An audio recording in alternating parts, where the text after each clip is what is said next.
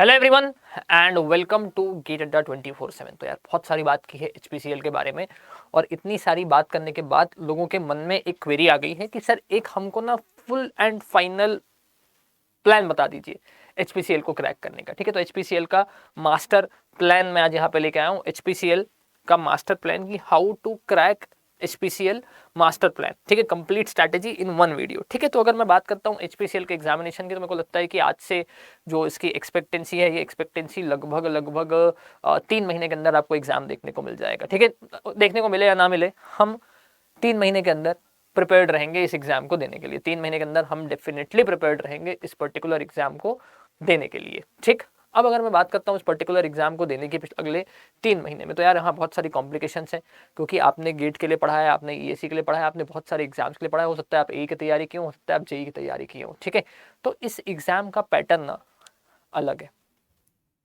काफी अलग है बाकी सबसे। ठीक है, तो अगर मैं एक परफेक्ट स्ट्रेटेजी की बात करता हूँ कि भाई यहाँ पे क्या किया जा सकता है आपके साथ, है ना, तो बता देता हूँ कि भाई ये एग्जाम जो है ना आपको ये 2 पोर्शन में देखने को मिल रहा है। ये कैसा देखने को मिल रहा है अपने को? 2 पोर्शन में देखने को मिल जा रहा है। ठीक है, इसमें से पहला पोर्शन क्या है आपके पास? इसमें से पहला पोर्शन जो है वो आपका नॉन टेक्निकल है।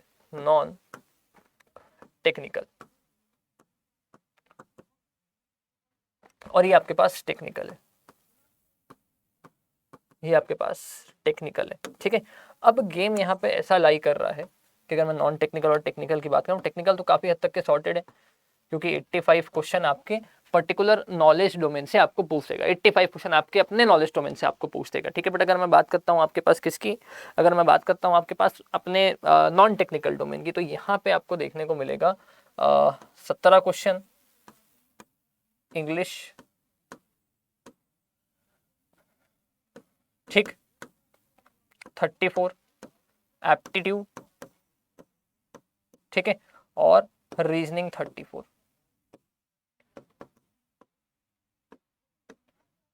तो कुल मिला के जो पॉसिबिलिटी है वो है आपके पास 170 क्वेश्चन, और 170 क्वेश्चन में आपके पास टाइम होने वाला है 150 मिनट। कितना टाइम होने वाला है आपके पास?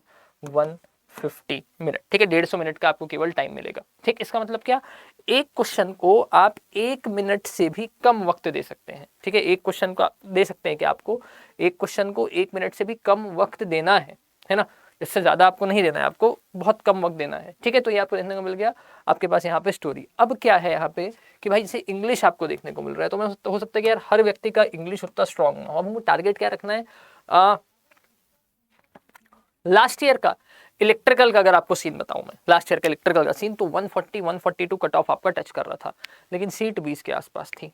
अभी सीट जो है आपके पास वो लगभग है 40, 42 सीट है। ठीक है, तो आपका जो कट ऑफ है वो 140 तो नहीं रहेगा, कट ऑफ थोड़ा सा गिरेगा, बढ़ भी सकता है, डिपेंड्स ऑन पेपर कैसा आया। पेपर बहुत ईजी आया तो कट ऑफ बढ़ भी सकता है। मतलब मैं कभी इस फैक्ट को डिनाई नहीं कर रहा हूँ कि पेपर क्या होगा कैसे होगा, लेकिन हाँ बता देता हूँ क्या होगा करके। ठीक है, तो अगर मैं तो आपके पास कि भाई जैसे 85 क्वेश्चंस आपको देखने को मिल रहे हैं, तो इस 85 क्वेश्चंस में क्या है, आपके पास आपको स्ट्रेंथ अपनी चेक करनी है। अगर आप इंग्लिश मीडियम से नहीं है या आपका इंग्लिश उतना स्ट्रांग नहीं है, क्योंकि हम कोई भी इंग्लिश पढ़ते नहीं है, कोई भी इंजीनियर आपके पास इंग्लिश नहीं पढ़ने वाला है, उसके पास टेक्निकल लैंग्वेजेस इतने ज़्यादा, टेक्निकल चीज़ें ही इतनी ज़्यादा होती है कि वो इंग्लिश पे ध्यान नहीं दे सकता। मतलब we are not the one who are continuously reading newspaper in the morning, searching for the special words, और we are making something out of the Hindu.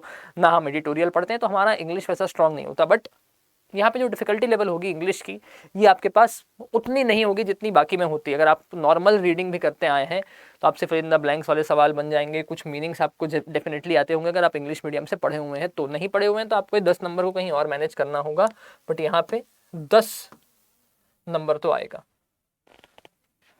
English में 10 नंबर आपको डेफिनेटली देखने को मिलेगा। अगर मैं बात करता हूँ आपसे किसकी, एप्टीट्यूड की, अगर मैं किसकी बात कर रहा हूँ आपसे, एप्टीट्यूड की। ठीक है, तो हर इंजीनियर का ये अपना स्ट्रेंथ होता है एप्टीट्यूड। तो मैं बोलूंगा कि आपको एप्टीट्यूड में ना 25 नंबर तो स्कोर करना ही करना है। ठीक है, 25 से ज़्यादा भी कर सकते हैं आप, लेकिन 25 से कम आपको कतई स्कोर नहीं करना है। ठीक है, मतलब मैं आपको बोलूंगा 25 प्लस आप स्कोर करें, और यहाँ पे आप 10 प्लस जो है वो आप स्कोर करें। ठीक, अब मैं बोल रहा हूं कि रीजनिंग की बात आती, तो रीजनिंग भी एक इंजीनियर का स्ट्रांग हो जाएगा अगर वो पढ़ेगा। तो रीजनिंग गेट के सिलेबस में नहीं था पास्ट 1 ईयर से, गेट के सिलेबस में क्या आया है, गेट के सिलेबस में रीजनिंग आया हुआ है, ठीक है। गेट के सिलेबस में क्या आया हुआ है आपके पास, रीजनिंग आया हुआ है, ठीक है।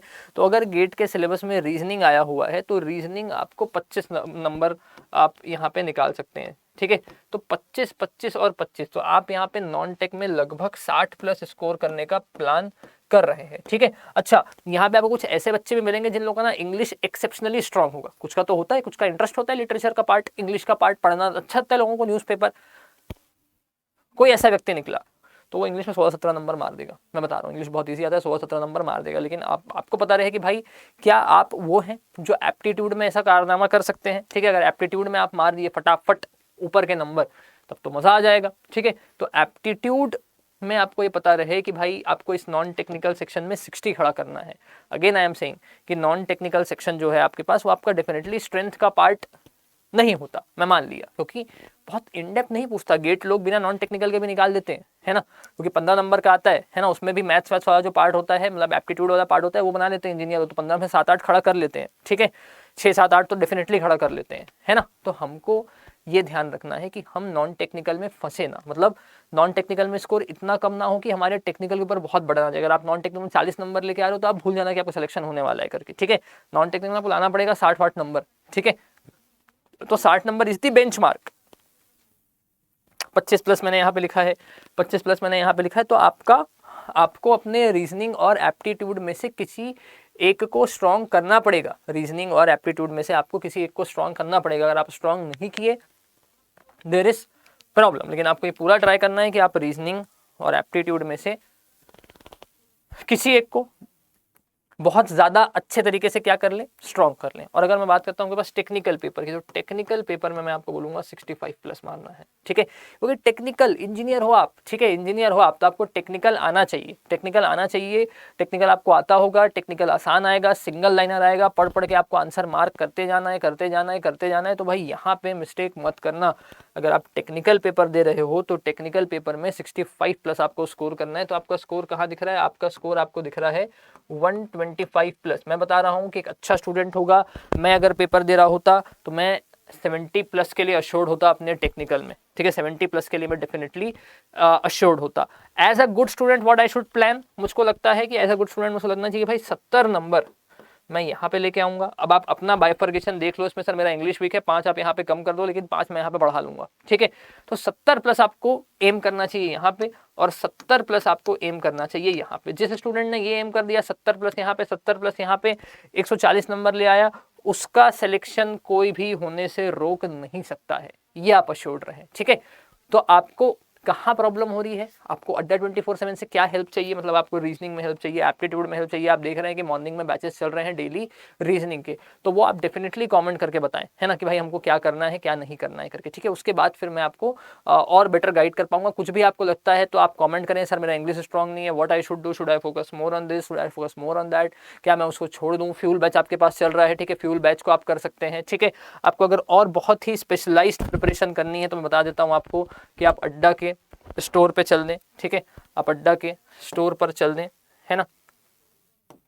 यहाँ पे आपको HPCL का एक बैच भी मिल जाएगा, ठीक है। तो आप HPCL का एक बैच अगर आपको यहाँ पे दिख जाता है, ठीक है, तो इसको आप सर्च करें यहाँ पे, है ना, HPCL का बैच आपको मिल जाएगा। HPCL के बैच में आपको आना है तो आप HPCL के बैच में डेफिनेटली आइए। देखो सारे बैच अवेलेबल है 2.0, ठीक है।